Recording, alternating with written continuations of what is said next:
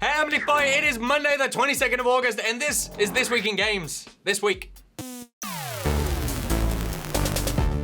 First game of the digital ranks drops today, August 22nd. Watching grass grow in VR for the Vive. Never before has growing grass been this exhilarating.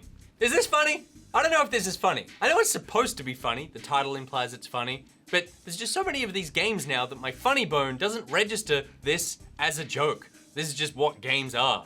Is it funny? Does it need to be funny?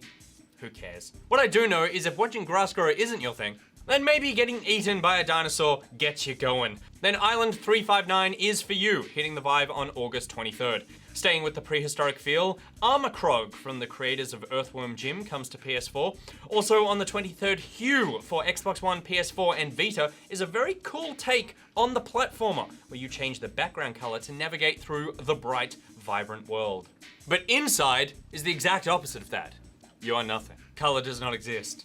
Death awaits you in the form of a dog. But it's brilliant, and now we'll be hitting the PS4. METRICO came out for Vita in 2014, and now METRICO Plus is available for PS4 and PC. It's a game set in a world of infographs. Which sounds weird and confusing, but if we're letting watching grass grow in VR exist, then this must too.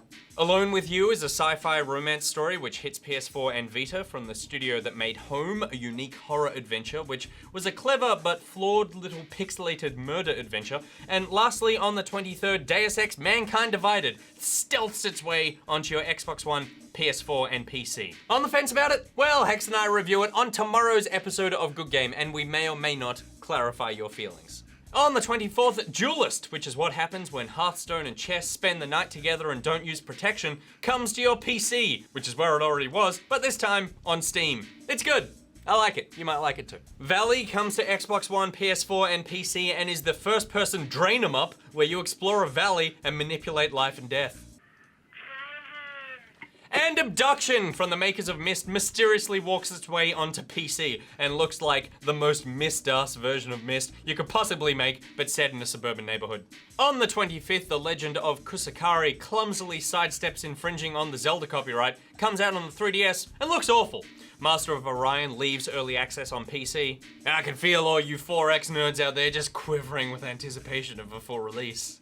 Oh, I could put down so many X's. The Other 99 enters early access and looks like the most Myst-ass version of Myst you could possibly make, but set on a different, slightly more scary island. And Madden NFL 17 punts. Is that a gridiron thing? Punt?